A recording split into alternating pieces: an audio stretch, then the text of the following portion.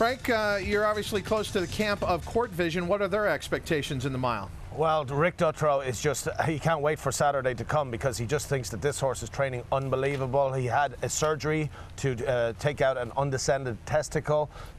Surgery, he looks much better since that surgery, and they think that they're going to win. I have the feeling we'll have similar comments for DeFunnybone as well, but they're always pretty confident about their chances, and obviously Rick Dutrow brings some serious horses coming into this year's 2 championship days racing. We are going to come back, talk about more divisions of the 14 championship races, how the post position draw went, and when we return, we'll be looking at Lucky and where he drew. Frank told you a little bit about that, and we'll also talk about Friday's draw results. That's coming up on The Works. Don't delay. Become a TVG account holder today with the Breeders' Cup World Championships coming up Friday and Saturday. It's the 2 best days for betting in American racing, and you can do it all at TVG.com. We have a special promotion as well. Bet 50, get 50. Go to TVG.com or pick up the phone and call 1-888-PLAY-TVG.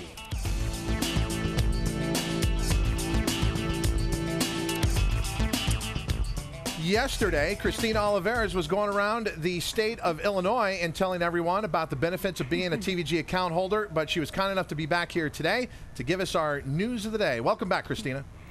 Thanks, Todd. Yeah, just back off the plane a few hours ago, but nothing to get your adrenaline pumping more for the Breeders' Cup than the post-position draw. As you mentioned off the top of the show, we knew we'd have to wait until November 3rd for the answer. ZENYATTA will run against the boys in the Breeders' Cup Classic. For that and more from the draw, we go to your news of the day.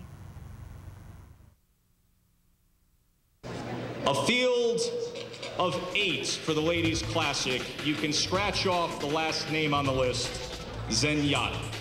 The Breeders' Cup draw is complete, and it's official. For the first time, undefeated supermare ZENYATTA will take on the boys in the Breeders' Cup Classic. ZENYATTA, the 4 for ZENYATTA. ZENYATTA drew a good post. John Sheriffs and Jerry Moss seemed quite pleased. She's come into this race really well. She's done everything right, and she deserves to be here. And we're excited, like everyone else is, to see how she does. Bob Baffert wasn't pleased with the draw. Looking at Lucky drew the 13-hole, and Sensational drew the rail. We've always wanted to turn them loose, so we're forced to turn them loose early. So, you know, I don't like the 1. You know, we never like the 1, but at least I'd rather, you know, at least we have the 7-5 going for us. So that's in our favor there. Godolphin ended up entering both Regal Ransom and Girolamo in the Classic. The decision was made easier since next year's Dubai World Cup will be run on a synthetic course for the first time. Saeed spoke with our racing manager, Simon Crisford, last night, and they and Sheikh Mohammed both decided, all 3 decided, that with both horses likely to go to Dubai for the winner, we'd see how both horses stacked up against a top quality field at the distance on a synthetic course. The works may have been light, but the morning buzz was still as wild as ever. Trainer John Gosden had to tell his regular jockey Jimmy Fortune via the phone this morning that he's been replaced on all of Gosden's Breeders' Cup horses. It is the 2nd year running that Fortune has missed out on riding the Breeders' Cup. Last year, Frankie Dettori had the good fortune of winning 2 times for Gosden, including the Classic on Ravens Pass.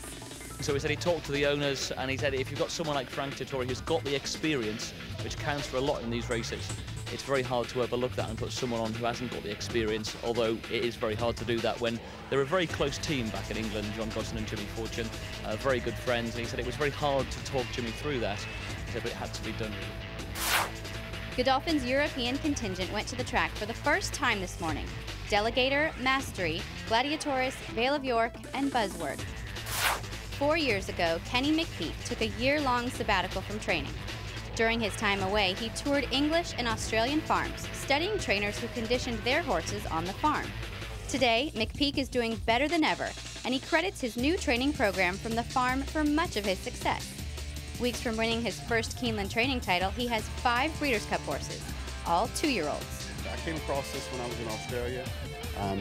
The English trainers probably have more of this type of setup when they have their own yards.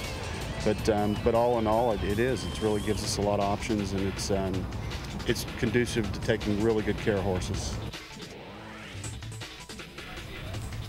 And Ken McPeak has been very gracious in the mornings. I've been able to talk to him quite a bit about all 5 of his juvenile contenders and how they're training, and I'll have more on that coming up later on in the show. Todd? Thank you, Christina. Let's now move on to the Breeders' Cup Juvenile. Looking at Lucky, the focus for Frank Lyons and many, especially when you take a look at this morning line, 8-5. Yeah, certainly, and he deserves to be. He's undefeated. I mean, he is the 2-year-old star, definitely on the West Coast, if not in the country. He's undefeated on a synthetic surface. He's won from 6 furlongs to a mile and a 16th. He's got a great way of going. I love his action. But the problem is, look where he's drawn. Post position 13, hung way on the outside there for jockey Garrett Gomez and trainer Bob Baffert. Let's look at him work, though. That'll make you feel better if you don't like the post position, because this horse looks like a man among boys. He looks like a 3-year-old right now at the back end of his 2-year-old career and just moves effortlessly. I loved his last work, Tom, coming into this week, and look at the way he's moving under jockey Joe Steiner. We've watched all these contenders prepare, and when you looking at Lucky, who's on the outside there, none does it better than he does. This is a picture-perfect work, the kind you would want going into a race. He's in post 13. I wonder if that 8-5 morning line took into account that he's in post 13.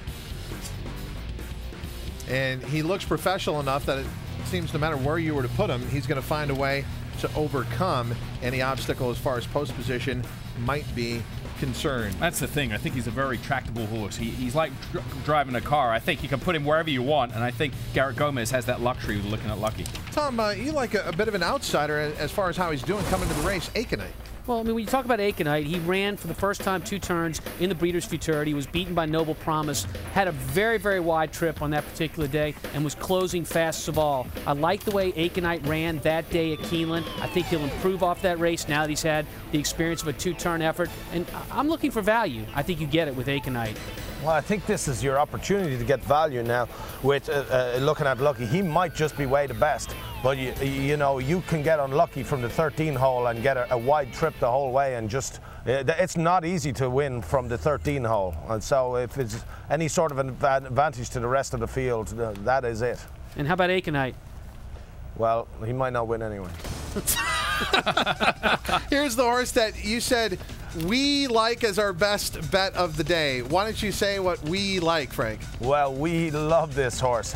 Brian Meehan he has never been so confident, and I say we because I purchased this horse for IEAH stable, myself and Niall Dalton, and that combines to a we.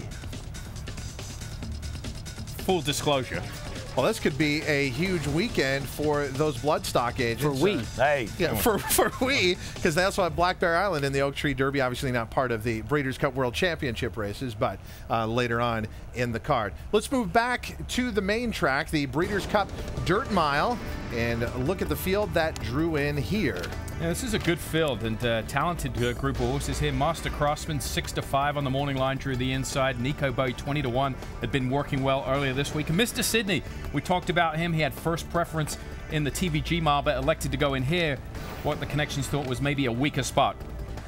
Master Craftsman at 6-5 in the morning line.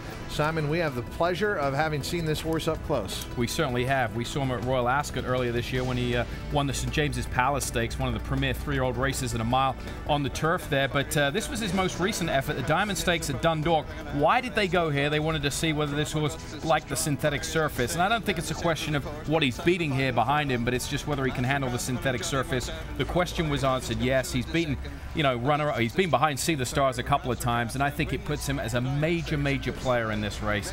I think this is one that Europeans could take down at 6-5. Master Craftsman, heavy favorite. Just on what we've seen on the works, you'd have to say Bulls Bay is a real underlay at 3-1, right? You would. I mean, we watched Bulls Bay for Grand Motion, and on that particular day, it looked like his stablemate had more than he did that day. Let's take a look at a long shot then. NEKO Bay at 20-1 in the morning line. Well, you're going to get 20-1 on NEKO Bay for a couple of reasons. He's inexperienced. He's stepping up in class. He's only had one race since December of last year. That was on October the 9th, and it was a winning race at the distance at Santa Anita. A good race that day, but a very good work followed that up that we saw this week, and this is NEKO Bay doing just that. I like the work, Frank, but the problem is when you look at the form, he's 6 years old. Can he improve? I think he is what he is, right? Yeah, I'd have to agree with you there. I think you see what you see on the form is what you get.